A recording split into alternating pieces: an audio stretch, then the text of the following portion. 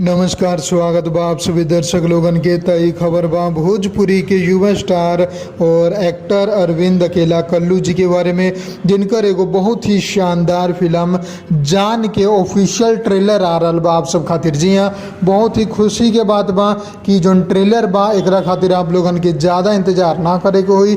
ईद पर ई आ रहा बा। जी हाँ, तारीख का ऑफिशियली अनाउंसमेंट ना कल गया बा, लेकिन अभी ई बतावल गया बा कि ईद 2021 के शुभ अवसर पर अरविंद अकेला कल्लू और लुलिया निधि झा के ई फिल्म जान के ऑफिशियल ट्रेलर आप लोगन के देखे के मिली DRJ records Bhojpuri YouTube channel पर।